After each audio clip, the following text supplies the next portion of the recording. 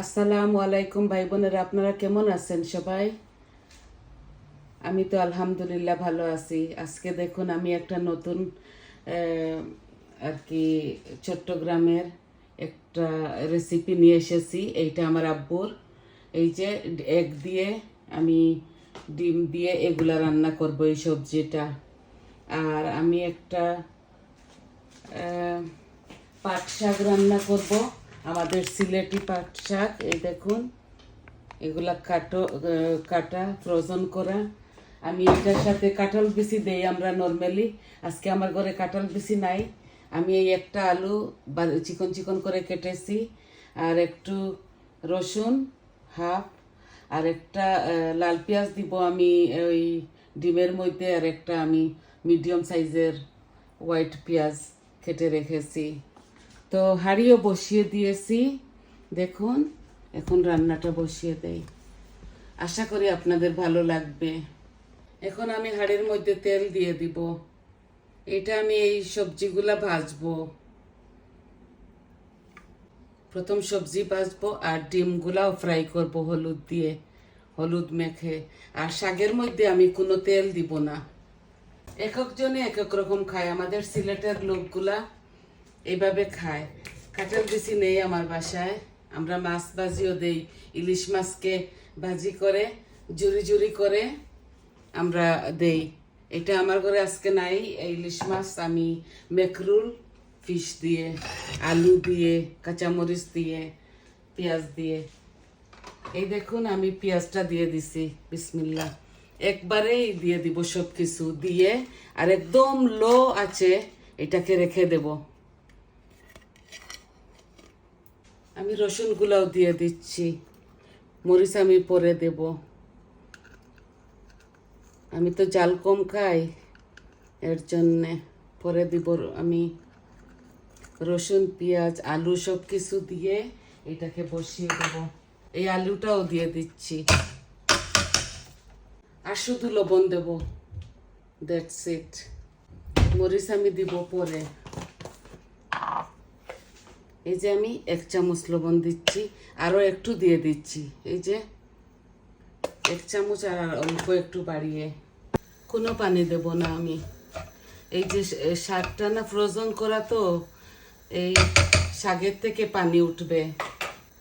Medium থেকে একটু কম আগুনের মধ্যে রাখবো আমি। এই যে প্যাকেট থেকে খুলে নিয়েছি আমি, এখন দিয়ে দিচ্ছি এটাকে। দেখুন আমি ঢেকে দিচ্ছি, এটা আমি আর নাড়বো না। এখন আমার ডিমগুলা আমি দিয়ে দেই ফ্রাই প্যানের মধ্যে। তারপর আমি তরকারিগুলো ভেজে নেব। এই যে আমি ডিমগুলো হলুদটা দিয়ে দিচ্ছি, একটু হলুদ দিয়ে, শুধু হলুদ দিব, আমি লবণ টবণ দিব না।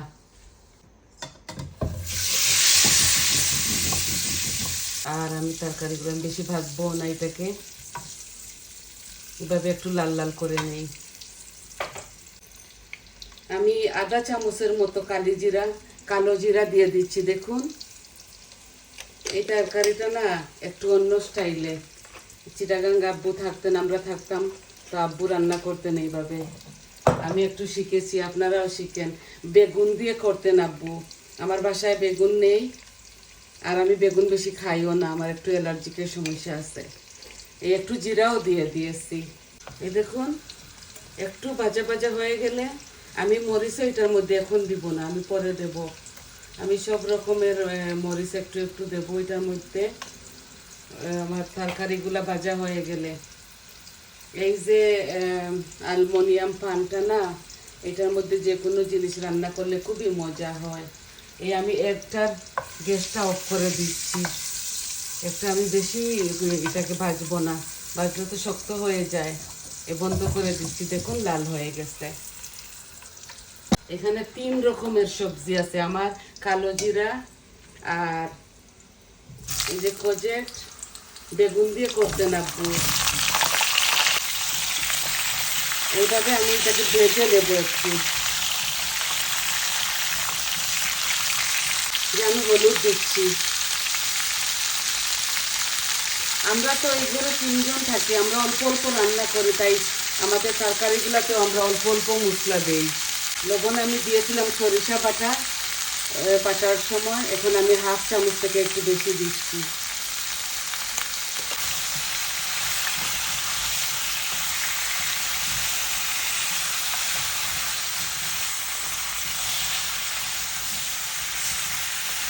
এখানে আছে কজেট, একটা আলু, 2টা ক্যারেট, আর এই ডিমগুলা পরে ঢেলে দিব। এই যে আমার ভাজা ভাজা হচ্ছে, আমি পেঁয়াজগুলাও এর মধ্যে দিয়ে দিব। এত পেঁয়াজ আমি দিচ্ছি না, এখানে বড় একটা অনিয়ন, রেড অনিয়ন আছিল, আমি হাফ থেকে একটু বেশি দিব, কারণ আমি এত মশলা বেশি খাই না। সব কিছু একসাথে ভাজা ভাজা হবে। আমি মশলাও এখন দিয়ে দিব। আপনারা দেখুন, হয়তো আপনারা জানেন আমি এটার মধ্যে জিরা দিব না, আমি 1 চামচ কারি পাউডার দিচ্ছি। দেখুন, 1 চামচ কারি পাউডার, আর একটু ধনে গুঁড়া দিচ্ছি, হাফ চামচ ধনে গুঁড়া, আর 1 চামচ শুধু মরিচ দিব। এই যে কেউ কেউ কাঁচামরিচ দিয়ে, বেশি করে কাঁচামরিচ দিয়ে খায়, আপনারা জানেন তো আমি ঝাল খেতে পারি না, তাই আমি বারবার এই কথাটা বলি।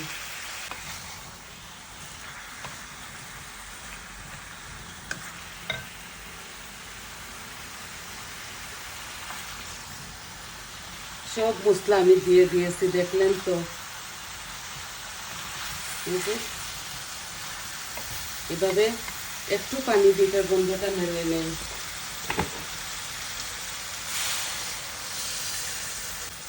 যে মশলার যে একটা স্মেল আছে না, ওইটা চলে যাবে। এই যে এত মজা লাগে, আপনারা একদিন এইভাবে খেয়ে দেখবেন। আর আমি যখন ডিম দিব, পানি দেব, তখন আমি সরিষাটাও দিয়ে দিব, আর এই তো হয়ে গেল, বাস। এত স্বাদ লাগে। আমি এইটা একটু ঢেকে দিই।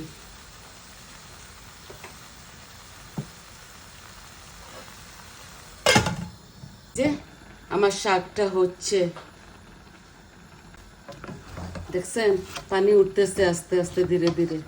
এটা হইতে হইতে আধা ঘন্টা লাগবে। এটা আমি এভাবে রেখে দিব, যখন নামাবো তখন আমি কাঁচামরিচ, ধনে পাতা আর ফিশগুলা দিয়ে দেব। কোনো পানি দেব না এটার মধ্যে। আমি আপনাদেরকে দেখাবো আমি কি করতেছি। এত স্বাদ লাগে, এক একজন এক এক রকম রান্না করে। আমার শাশুড়ি মা এইভাবে রাঁধতেন, এর জন্য আমি শিখছি শাকটা।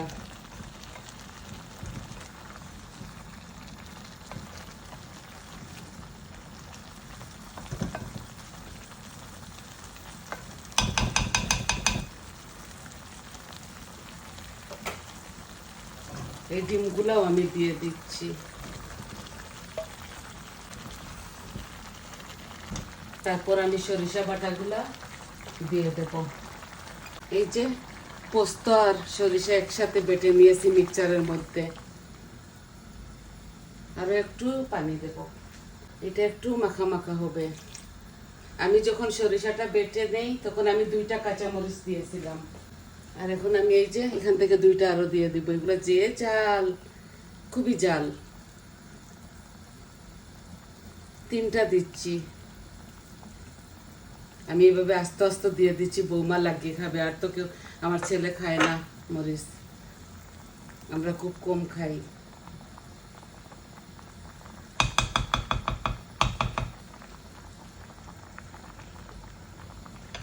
আরো একটু পানি দিই।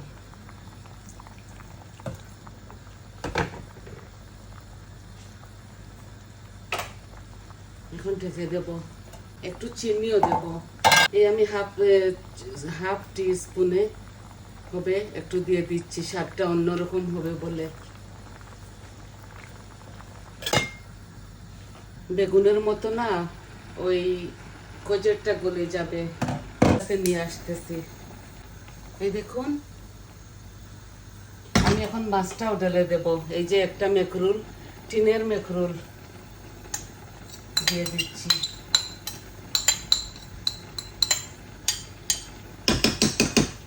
কোনো আমি এটার মধ্যে আর কিচ্ছু দেব না। এই মরিচগুলা ঢেলে দিচ্ছি, এই 2টা মরিচই দেব আমি। এগুলা গালিয়ে গালিয়ে খাবে আমার বৌমা।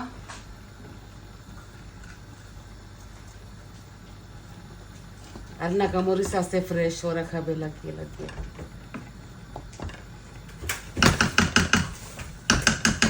এই পাট শাকটা ফ্রোজেন করা, এটা বেশি নাড়তে হয় না।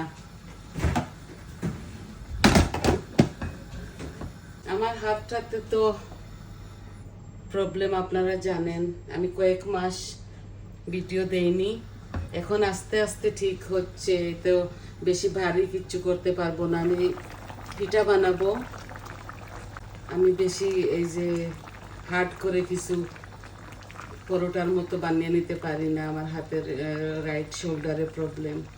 আমি শুধু এখন কুকিং দেখাইতেছি, আরও কয়েকদিন পর আমি আস্তে আস্তে আমার এই অন্য রেসিপিগুলো আমি দেখাবো।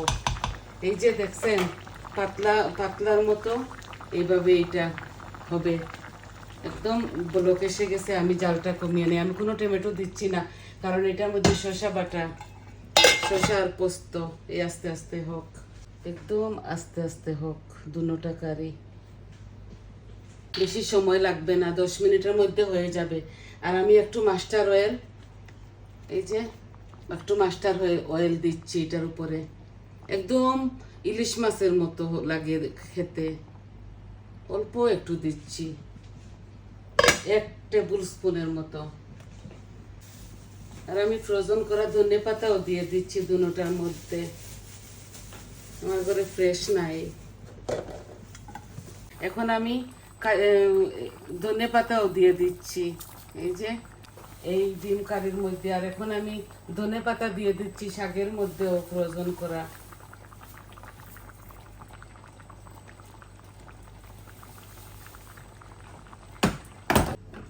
এই শাকটা আরো 5 মিনিট হোক, আর এই এক কারিটাও আরো 5 মিনিট হোক। আমি আপনাদেরকে ফাইনাল লুক দেখিয়ে দেব। তো দেখলেন তো কিভাবে বসালাম, কিভাবে কুকিং করলাম। জানি না কতটুকু দেখাতে পেরেছি আপনাদেরকে। এগুলো আস্তে আস্তে হোক, একদম মাখা মাখা হবে। তো সবাই ভালো থাকুন, সুস্থ থাকুন। আর ভিডিওটা যদি ভালো লাগে সাবস্ক্রাইব করবেন আমার চ্যানেলটাকে, আর কমেন্ট দিবেন কি রকম লাগলো আপনাদের। ভালো থাকুন, সুস্থ থাকুন সবাই। আজকের মতো বিদায় নিলাম। আসসালামু আলাইকুম।